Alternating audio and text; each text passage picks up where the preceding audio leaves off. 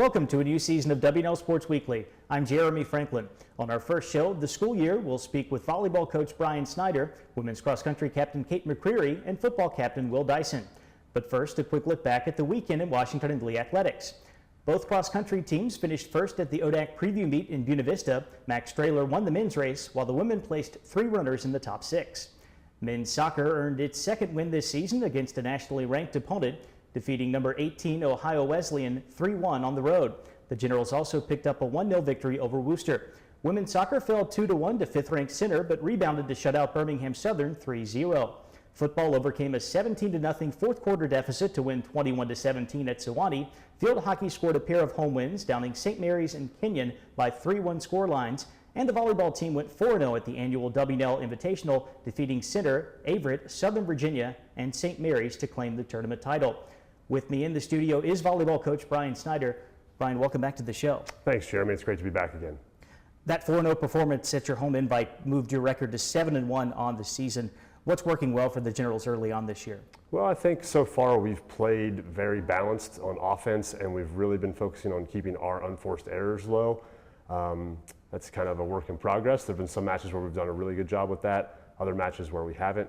But in general, we've served tough, kept the other team off the net, and then when we get the ball on our side of the net, we're able to generate a swing a very high percentage of the time, and that's something that we're really trying to stress this year, is every time we have possession of the ball to make sure we get a quality swing.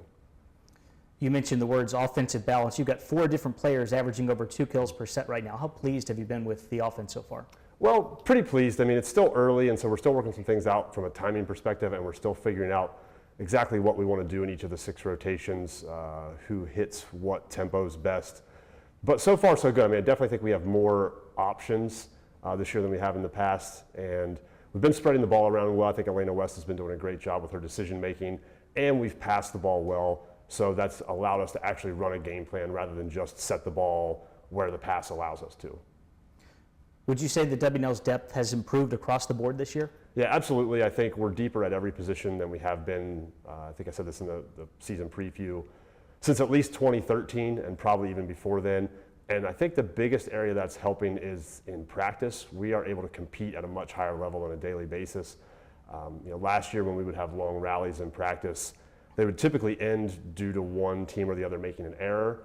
And this year that's not happening. Both teams are able to play at a high level for long stretches of time, so people are having to figure out ways to actually terminate points with kills or blocks rather than waiting for the other team to make an error. And I think that's translating well to us in the competition arena, where we're able to win a lot of those long rallies ourselves rather than waiting for the other teams to make errors. The Generals open up conference play against Eastern Mennonite in Bridgewater this weekend. What are your expectations for the ODAC in 2016? Well, I think it's going to be a very tough conference again. I mean, every year the ODAC gets better. People are going out and playing tougher non-conference schedules, so when we get to the conference portion of the season, everyone's already played against tougher competition and has played at a high level and has seen a little bit of everything, so everyone's prepared. The athletes are getting better. The coaching is getting much more consistent. We're not seeing the turnover within the ODAC of part-time coaches and coaches only around for 1 or 2 years. So I expect it to be a tough conference this year. Every night we're going to have to be ready to play.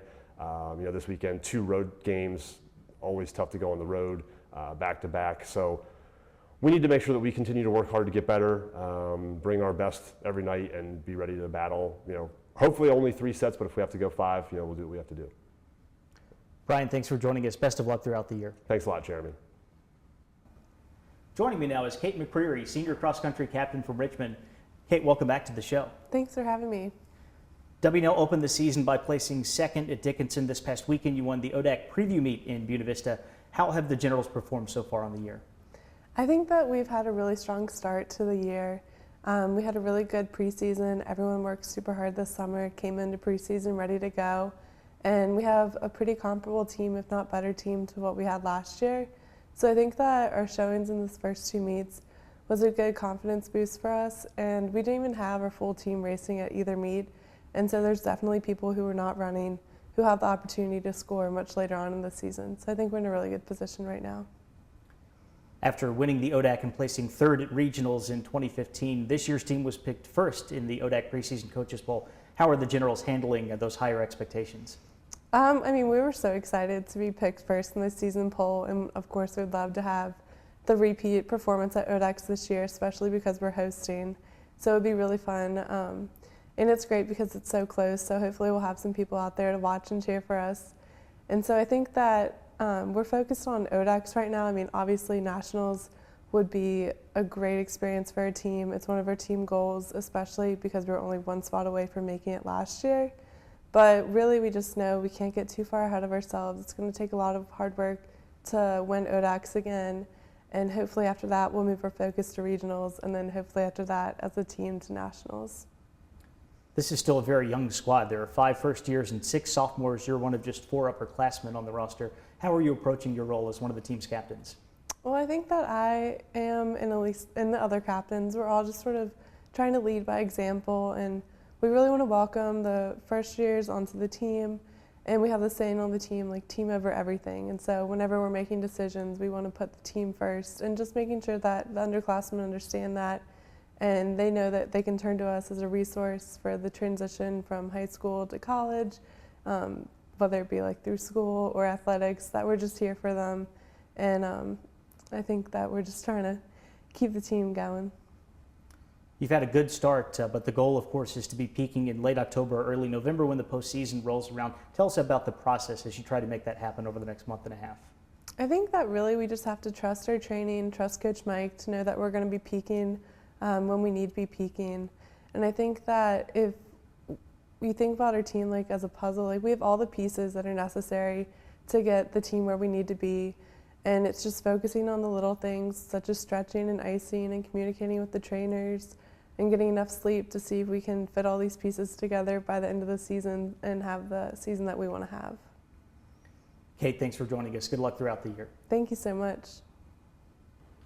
Here with me now is Will Dyson, senior football captain from Indian Springs, Alabama. Will, welcome to the show. Thanks. W&L had a great rally in the fourth quarter to beat Sewanee 21-17 on the road this past weekend. Can that comeback serve as a springboard for the rest of the year? Yeah, definitely. I mean, we knew it'd be a tough road trip going down 7 hours. It's always a tough game down there, but we stuck together. Defense held it close. Offense made some good plays at the end, and I think it'll definitely be good to have a close game where we can go back to, and really that'll help us out down the stretch in the ODAC. After going 10-0 in the regular season last year, the Generals were picked first in the ODAC. You appeared in just about every national Division III poll in the preseason. Do you feel like there's more pressure on Washington and Lee to do well this fall? I mean, definitely. There's always more pressure coming off a 10-0 season as opposed to last year we were playing with nothing to lose, coming off a 2-8 season. So we know that means we're going to get the best shot from every opponent we play, as evidenced last week. We just got to take it one game at a time and play our game, and we feel like we can win the ODAC again. The Generals defense lost some key players in the front 7, but you're one of several veterans returning to the secondary. How can you use that experience in the defensive backfield to your advantage? Yeah, we definitely have a lot of experience coming from on the other side, Gray Reams at corner, and then Michael Shields, Thomas Freeland at safety, and we've really moved defensive backs down the linebacker with Dominic Volpe, David Hogan. We most of the time in our nickel package have 6 defensive backs on the field. So we really like to fly around and make plays, and that's in our conference. Just about every team throws the ball a lot. So we feel like we had 11 interceptions, made a lot of good plays last year. We want to bump that number up to 15 or so.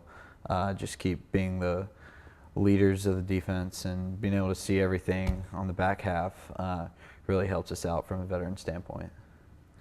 W&L plays its home opener against Claremont Mudd Scripps on Saturday. You've got the open date after that, and then ODAC play begins against Emory and Henry on September 30th. Especially with that upcoming schedule in mind, how important is this weekend's game? It's huge. Like we got some momentum coming from our big fourth quarter rally last week. We want to keep that up, get a good win, building our resume for possible playoff appearance, and really have as much momentum as possible going into conference play, because we know we're going to have a grind week in, week out, because in the ODAC, everybody can beat everybody on any week. So we want to be as ready as possible. Will, thanks for joining us. Best of luck throughout the year. Thank you. It's time now for a look at the upcoming weekend. Volleyball kicks off ODAC play on the road. The Generals will face Eastern Mennonite on Friday, followed on Saturday by Bridgewater and a non-conference tilt against Meredith.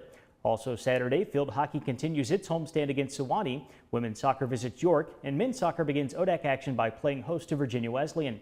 Meanwhile, football meets Claremont Mud Scripps at Wilson Field. Field hockey takes the turf again on Sunday against Washington College, and women's soccer battles St. Mary's. Elsewhere this weekend, men's and women's tennis will open their seasons at the Mary Washington Kickoff Classic.